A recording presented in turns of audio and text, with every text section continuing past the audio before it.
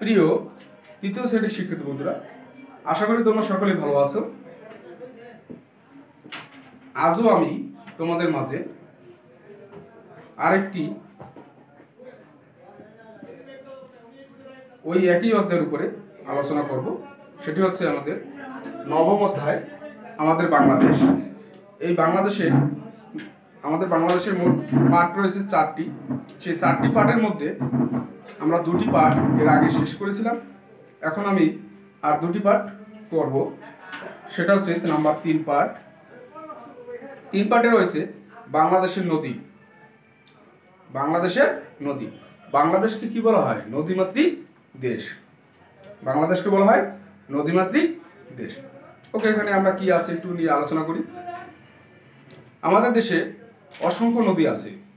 আমাদের দেশে ড্যাশ নদী আছে, এরকম প্রশ্ন হতে পারে। আমাদের দেশে অসংখ্য নদী আছে, আমাদের দেশে অসংখ্য ড্যাশ আছে, আমাদের দেশে অসংখ্য নদী আছে। কোনটি বড় নদী, আবার কোনটি ছোট নদী। এই নদীগুলো সারা দেশে জালের মতো ছড়িয়ে আছে। তাহলে এই নদীগুলো সারা দেশে ড্যাশের মতো ছড়িয়ে আছে, তাহলে জালের মতো ছড়িয়ে আছে। নদীগুলো বিভিন্ন পাহাড় পর্বত থেকে সৃষ্টি হয়ে ঢালুর দিকে বয়ে গেছে। এই নদীগুলো একটি অন্যটির সাথে মিশে বঙ্গোপসাগরে পড়েছে। অর্থাৎ এই নদীগুলোর শেষ ধাপ হচ্ছে বঙ্গোপসাগর, বে অফ বেঙ্গল। অর্থাৎ বাংলাদেশের দক্ষিণাঞ্চলে যে আমাদের বঙ্গোপসাগর রয়েছে, সেই বঙ্গোপসাগরে লাস্টে পতিত হয়েছে। অসংখ্য নদী আছে বলেই এ দেশকে বলা হয় নদীমাতৃক দেশ। অর্থাৎ কোন দেশকে বলা হয় নদীমাতৃক দেশ? বাংলাদেশকে বলা হয় নদীমাতৃক দেশ। আমাদের দেশে অসংখ্য নদী রয়েছে, তাই এই জন্য আমাদের দেশকে বলা হয় নদীমাতৃক দেশ। পাশের মানচিত্র থেকে 5টি বড় নদীর নাম পড়ি। যমুনা, ব্রহ্মপুত্র, পদ্মা, মেঘনা, কর্ণফুলী। তাহলে আমাদের দেশের 5টি বড় নদীর নাম। যদি তোমাকে 3টি বড় নদীর নাম বলা হয়, তাহলে আসবে পদ্মা, মেঘনা, যমুনা। পদ্মা, মেঘনা, যমুনা। আর যখন 5টি বড় নদীর নাম বলা হয়েছে, তখন পদ্মা, মেঘনা, যমুনা, সেই সাথে ব্রহ্মপুত্র আর কর্ণফুলী অ্যাড হয়েছে। ব্রহ্মপুত্র আর কর্ণফুলী। এই নদীগুলো বন্যার সময় পলিমাটি বহন করে নিয়ে আসে। পলিমাটি এক ধরনের কাদা। পলিমাটি কি? এক ধরনের কাদা। পলিমাটির কারণে আমাদের দেশের মাটি অনেক উর্বর। এই পলিমাটির কারণে আমাদের দেশে কিন্তু মাটি অনেক উর্বর এবং তাতে খুব ফসল ভালো হয়। আমাদের দেশে মাটিতে খুব উর্বর মাটি। এই মাটিতে যে বীজ পোতা হয়, সেই বীজটাই খুব তাড়াতাড়ি ভালো হয়, ফলন ভালো দেয়। তাই আমাদের দেশে কিন্তু ধানের একটা বাম্পার ফলন হয়। পানির সম্পদ। বাংলাদেশে যেমন অনেক নদী আছে, তেমনি আছে অসংখ্য খাল, বিল, পুকুর, হাওর বাওর ইত্যাদি। বাংলাদেশে যে শুধু নদীই আছে তা নয়, কিন্তু বাংলাদেশে অসংখ্য খাল রয়েছে, বিল রয়েছে, পুকুর রয়েছে, হাওর বাওর ইত্যাদি। এগুলোর মধ্যে প্রত্যেক ঋতুতে আমাদের জমিগুলো পানি পেয়ে থাকে। কৃষিকাজে জমিতে পানি দেওয়াকে সেচ বলে। আমরা যে কৃষিকাজ করি গ্রাম অঞ্চলে, সেই কৃষিকাজ করার সময় ফসলের জমিতে পানি দিতে হয়। সেই পানি দেওয়াকে কি বলে? সেচ বলে। তাহলে প্রশ্নটা এরকম হতে পারে, কৃষিকাজে পানি সেচ দেওয়াকে ড্যাশ বলে। তাহলে এখানে একটা শূন্যস্থান হতে পারে। অথবা কৃষিকাজে পানি সেচ কাকে বলে? কৃষিকাজের জমিতে পানি দেওয়াকে সেচ বলে। আমাদের জলাভূমিতে প্রচুর মাছও পাওয়া যায়। অর্থাৎ ওই যে আমাদের খাল, বিল, হাওর বাওর রয়েছে, পুকুর, এগুলোতে আমরা প্রচুর পরিমাণে মাছ উৎপাদন করতে পারি বা মাছ পেয়ে থাকি, যা আমাদের অন্যতম একটি প্রধান খাবার। অর্থাৎ আমাদের মাছে ভাতে বাঙালি বলা হয়। আমরা এই বিভিন্ন উৎস থেকে মাছ পেয়ে থাকি, তাই এটা আমাদের প্রধান একটা অন্যতম খাবার হিসেবে বিবেচনা করা হয়। দেশের দক্ষিণে সমুদ্র উপকূলে চিংড়ি চাষ হয়। অর্থাৎ বাংলাদেশের দক্ষিণাঞ্চল বিশেষ করে খুলনা, বরিশালের কিছু অংশ, এখানে কিন্তু প্রচুর পরিমাণে চিংড়ি চাষ হয়। আমাদের দেশের মধ্যে সবচেয়ে বেশি চিংড়ি চাষ হয় খুলনাতে, খুলনা বিভাগে বা খুলনা জেলায়। চিংড়ি খুবই একটা দামি মাছ বা পোকা হিসেবে মানে বলা হয়, কিন্তু এই চিংড়ি আমরা বিদেশে রপ্তানি করে প্রচুর বৈদেশিক মুদ্রা অর্জন করে থাকি। চিংড়ি বিদেশে রপ্তানি করে দেশ অনেক বৈদেশিক মুদ্রা আয় করে। আমরা নদীগুলোকে যাতায়াত ও যোগাযোগের মাধ্যম হিসেবে ব্যবহার করে থাকি। অর্থাৎ আমাদের যোগাযোগের মাধ্যম হচ্ছে তিনটা: আকাশপথ, স্থলপথ, নদীপথ। এর মধ্যে সবচেয়ে কম খরচে, স্বল্প খরচে আমরা যাতায়াত করতে পারি নদীপথে। পণ্য আনা নেওয়ার কাজে আমরা নদীপথেই ব্যবহার করে থাকি বেশি, তবে যাতায়াতেও আমরা নদীপথ ব্যবহার করে থাকি। বিশেষ করে দক্ষিণাঞ্চলের মানুষজন এরা তো নদীপথেই বেশি যাতায়াত করে, লঞ্চে। তাই ঠিক এরকম আমাদের এই অধ্যায় ছিল বাংলাদেশ নদীর দেশ, বাংলাদেশ নদীমাতৃক দেশ। এবারে আসবো আমরা পার্ট 4 নিয়ে। পার্ট 4-এ রয়েছে বাংলাদেশের কৃষি ও বন। বাংলাদেশের কৃষি ও বন। বাংলাদেশের প্রধান কৃষি সম্পদ হলো ধান, পাট এবং চা। বাংলাদেশ এখন খাদ্যে স্বয়ংসম্পূর্ণ। আজ থেকে 10 বছর বা 15 বছর আগেও বাংলাদেশ কিন্তু খাদ্যে স্বয়ংসম্পূর্ণ ছিল না, আর এখন বাংলাদেশ কিন্তু খাদ্যে স্বয়ংসম্পূর্ণ। আমরা এখন যে ধান উৎপাদন করি, সেই ধান উৎপাদন করে আমাদের চাহিদা মেটানোর পরেও কিছু ধান বেঁচে যায়, যা আমরা বিদেশে রপ্তানি করে থাকি। পাট বাংলাদেশ পৃথিবীর মধ্যে দ্বিতীয় অবস্থান। প্রথমে রয়েছে ভারত, তারপরে কিন্তু পাট উৎপাদনে বাংলাদেশ দ্বিতীয়। চা বাংলাদেশের সিলেট অঞ্চলে বেশি চা উৎপাদন হয়। এই চা বিদেশে রপ্তানি করে আমরা কিন্তু বাংলাদেশে প্রচুর বৈদেশিক মুদ্রা অর্জন করে থাকি। দেশের সব অঞ্চলে ধান জন্মে। বাংলাদেশের সব অঞ্চলে কিন্তু ধান জন্মে। এর মধ্যে সবচেয়ে বেশি ধান উৎপাদন হয় কিন্তু ময়মনসিংহে। কোন জেলায়? ময়মনসিংহ জেলায়। আর এর আগে ছিল বরিশাল জেলায়। এখন কিন্তু ময়মনসিংহ জেলায় সবচেয়ে বেশি ধান উৎপাদন হয়।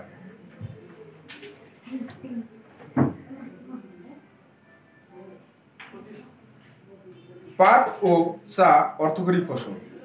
ধান কিন্তু আমাদের অর্থকরী ফসল হিসেবে বিবেচনা করা হয় না। পাট ও চাকে অর্থকরী ফসল, অর্থকরী ফসল। তাহলে আমাদের অর্থকরী ফসল কি কি? পাট ও চা। এগুলো বিদেশে রপ্তানি করে বৈদেশিক মুদ্রা অর্জিত হয়। এছাড়াও আমাদের দেশে গম, সরিষা এবং বিভিন্ন ধরনের ডাল, মসুরির ডাল, তারপরে কলাইয়ের ডাল, বুটের ডাল, মুগের ডাল, এগুলো হয়ে থাকে। শাকসবজি, মশলা ইত্যাদি উৎপন্ন হয়। তাহলে বাংলাদেশে শুধু ধান, গম, মানে ধান, পাট, চা উৎপাদন হয় না, এর সাথে আরও অনেক কিছু উৎপাদন হয়। সেগুলো হচ্ছে গম, সরিষা, বিভিন্ন ধরনের ডাল, শাকসবজি, মশলা, এগুলো কিন্তু বাংলাদেশে উৎপাদন হয়। বাংলাদেশে খুব বেশি বনজ সম্পদ নেই। বাংলাদেশ কিন্তু এখানে একটু ঘাটতি রয়ে গেছে। আমাদের দেশে যতটুকু বন থাকার কথা ততটুকু কিন্তু বন নেই। বাংলাদেশে প্রত্যেকটি দেশের আয়তন অনুসারে বন থাকার কথা 25%, কিন্তু বাংলাদেশে ততটুকু নেই। বাংলাদেশ কিন্তু এর থেকে পিছিয়ে আছে। তাই আমাদের কিন্তু উচিত হবে প্রত্যেকেরই যার যার স্থান থেকে বেশি বেশি করে গাছ লাগানো।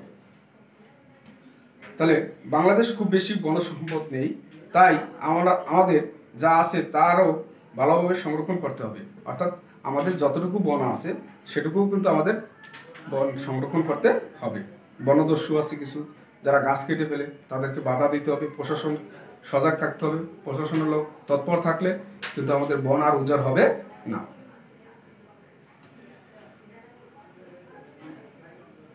প্রচুর গাছ লাগাতে হবে।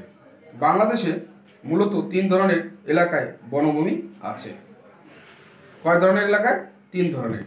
বাংলাদেশে মূলত ড্যাশ ধরনের এলাকায় বনভূমি আছে। এখানে একটা শূন্যস্থান হতে পারে। 3 ধরনের। কয় ধরনের? 3 ধরনের। প্রথম এলাকাটি হলো পাহাড়ি বনভূমি। পাহাড়ি বনভূমি দেশের পাহাড়ি অঞ্চলে অবস্থিত। এখানে বিভিন্ন ধরনের গাছ, বাঁশ ও বেত জন্মে। অর্থাৎ পাহাড়ি অঞ্চলে যে সকল বন রয়েছে সেখানে রয়েছে বিভিন্ন ধরনের গাছ আছে, বাঁশ আছে ও বেত আছে। পাহাড়ি বনে হাতি, বানর ও বন্য শুয়োর আছে। কি কি আছে? হাতি আছে, বানর আছে আর বন্য শুয়োর। দ্বিতীয় এলাকাটি হলো শালবন। দ্বিতীয় এলাকাটি হলো শালবন। শালবন দেশের মধুপুর, ভাওয়াল ও বরেন্দ্র অঞ্চলে অবস্থিত। মধুপুর, ভাওয়াল ও বরেন্দ্র অঞ্চলে অবস্থিত। শালকাঠ ঘর ও বৈদ্যুতিক তারের খুঁটি হিসেবে ব্যবহার করা হয়। আমাদের যে বিদ্যুৎ লাইনের যে খাম্বা আছে সেই খাম্বাগুলো কিন্তু আমরা কিসের মাধ্যমে? এই যে শাল কাঠ থেকে তৈরি হয়। এখানে অন্যান্য কাঠও ও ফলের গাছ আছে। এছাড়াও শালবনে কিছু অন্যান্য কাঠ গাছ আছে এবং কিছু ফলের গাছও আছে। তৃতীয়ত এলাকাটি হলো সুন্দরবন, ম্যানগ্রোভ বন। ম্যানগ্রোভ। সুন্দরবন বাংলাদেশের দক্ষিণে খুলনা বিভাগে অবস্থিত। বাংলাদেশের দক্ষিণে খুলনা বিভাগে অবস্থিত। এখানে সুন্দরী, গেওয়া, গোলপাতা, কেওড়া ইত্যাদি জন্মে। তাহলে সুন্দরবনে কি কি জন্মে? সুন্দরী গাছ আছে একটা, এই জন্য সুন্দরবন হচ্ছে নাম। সুন্দরী, গেওয়া, গোলপাতা, কেওড়া ইত্যাদি জন্মে। সুন্দরবনে পৃথিবী বিখ্যাত রয়্যাল বেঙ্গল টাইগার বাস করে। পৃথিবী বিখ্যাত যে রয়্যাল বেঙ্গল টাইগার রয়েছে সেটা আমাদের এই বাংলাদেশে বেশি রয়েছে। সেই বাংলাদেশের সুন্দরবনে কিন্তু এরা বাস করে। তাই আমাদেরকে অবশ্যই সকলের এই সুন্দরবনকে রক্ষা করার জন্য আমাদের সকলের এগিয়ে আসা উচিত। সুন্দরবন, এই সুন্দরবনকে আমরা কি বলছিলাম? ম্যানগ্রোভ বন। ম্যানগ্রোভ মানে হচ্ছে যে বন দিনের মধ্যে পানিতে দুবার তলিয়ে যাবে আবার জাগবে, সেটা হচ্ছে ম্যানগ্রোভ বন। বাংলাদেশে যতগুলো বন রয়েছে বা পৃথিবীতে যতগুলো বন রয়েছে সেগুলো কিন্তু এরকম হয় না। অর্থাৎ সাগরের পানিতে একবার তলিয়ে যায়, দিনে এইভাবে দুবার তলিয়ে যায় আবার দুবার জাগে, সেটার জন্য বলা হয়েছে এখানে ম্যানগ্রোভ বন। ওকে প্রিয় শিক্ষার্থী বন্ধুরা, এখন আমরা কয়েকটি সংক্ষিপ্ত প্রশ্ন নিয়ে আলোচনা করব এবং কয়েকটি শূন্যস্থান নিয়ে আলোচনা করব। প্রিয় শিক্ষার্থী বন্ধুরা, এবারে আমরা বোর্ডে কয়েকটি সংক্ষিপ্ত প্রশ্ন নিয়ে আলোচনা করব। 1 নম্বর, সুন্দরবনে পৃথিবী বিখ্যাত কোন প্রাণী বাস করে? এটা কিন্তু আমরা অবশ্যই প্রশ্নের ভিতরে পড়েছিলাম আগে। পৃথিবী বিখ্যাত কোন প্রাণী সুন্দরবনে? অর্থাৎ সুন্দরবনে পৃথিবী বিখ্যাত রয়্যাল বেঙ্গল টাইগার প্রাণী বাস করে। Royal Bengal tiger. 2 নম্বর, বাংলাদেশের মাটি উর্বর কেন? বাংলাদেশ নদীমাতৃক দেশ। এই নদীতে তলদেশে প্রচুর পরিমাণে পলিমাটি থাকে, যা একটু পলিমাটি থাকার কারণে সেগুলো যখন নদীর পাশে চলে আসে বা বিভিন্ন কারণে এগুলো আমাদের সমতল ভূমিতে পতিত হয়। তাই বাংলাদেশের মাটি উর্বর হয়ে ওঠে পলিমাটির কারণে। সুন্দরবন কোথায় অবস্থিত? সুন্দরবনটি হচ্ছে বাংলাদেশের দক্ষিণে যে খুলনা বিভাগ রয়েছে বা খুলনা জেলা রয়েছে সেখানে অবস্থিত। বাংলাদেশের দক্ষিণে যে খুলনা বিভাগটা রয়েছে সেখানে অবস্থিত। বাংলাদেশের 5টি বড় নদীর নাম লিখতে বলা হয়েছে বা বলতে বলা হয়েছে। বাংলাদেশের 5টি বড় নদীর নাম হলো পদ্মা, মেঘনা, যমুনা, ব্রহ্মপুত্র ও কর্ণফুলী। এগুলো আমরা সিরিয়ালে লিখব 5টি। সেচ কাকে বলে? 5 নম্বর প্রশ্ন হচ্ছে সেচ কাকে বলে? সেচ, আমরা যে মাঠে কৃষি জমিতে পানি দিই সেই পানি দেওয়াকেই সেচ বলে। তাহলে ফসলের মাঠে কৃষক যে পানি দেয় সেই পানি দেওয়াকেই সেচ বলে। এরপরে রয়েছে 6 নম্বর, বাংলাদেশকে কি বলা হয়? এই প্রশ্নটা একটু যদিও অন্যরকম। বাংলাদেশকে নদীমাতৃক দেশ বলা হয়, কৃষি নির্ভরশীল দেশ বলা হতে পারে। তাহলে বাংলাদেশ একটি নদীমাতৃক দেশ। বাংলাদেশ একটি নদীমাতৃক দেশ, বাংলাদেশ একটি কৃষি নির্ভরশীল দেশ। ওকে প্রিয় শিক্ষার্থী বন্ধুরা, এখন আমরা কয়েকটি শূন্যস্থান নিয়ে আলোচনা করব। ওকে প্রিয় শিক্ষার্থী বন্ধুরা, এবারে আমরা কয়েকটি শূন্যস্থান নিয়ে আলোচনা করব। 1 নম্বর শূন্যস্থান, দেশের দক্ষিণে সমুদ্র উপকূলে ড্যাশ চাষ হয়। তাহলে আমাদের দেশের দক্ষিণে অর্থাৎ দক্ষিণ পশ্চিমে বেশি চাষ হয় সমুদ্র উপকূলে চিংড়ি চাষ। কি চাষ? চিংড়ি। ছয়রশি অনেশ্বর ঢরেরশি চিংড়ি। পাট ও চা ড্যাশ ফসল।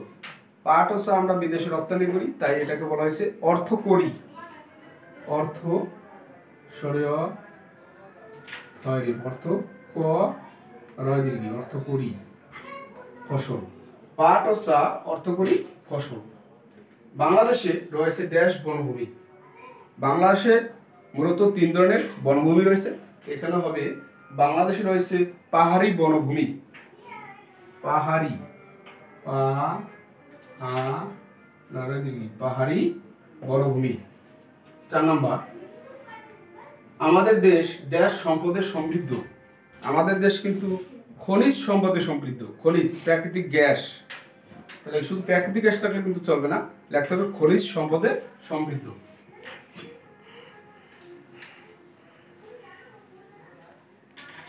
খনিজ সম্পদে সমৃদ্ধ।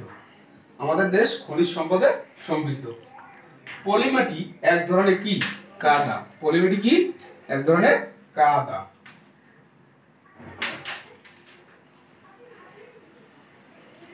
বাংলাদেশে খুব বেশি ড্যাশ সম্পদ নেই। বাংলাদেশে খুব বেশি কি সম্পদ নেই? বনজ সম্পদ। আমাদের দেশে থাকার কথা 25% বনভূমি প্রত্যেকটি দেশের আয়তন অনুসারে, কিন্তু আমাদের দেশে রয়েছে 17% মাত্র। আমাদের অনেক কিন্তু ঘাটতি রয়েছে, তাই আমাদের এখানে গাছ বেশি করে লাগাতে হবে, প্রত্যেকেরই বন সংরক্ষণ করতে হবে। তাহলে বাংলাদেশে খুব বেশি বনজ সম্পদ নেই।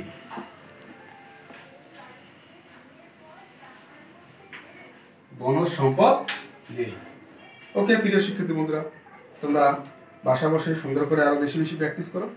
তোমরা ভালো রেজাল্ট করবে এই আশা ব্যক্ত রেখে আজকের ক্লাস আমি সমাপ্ত করছি।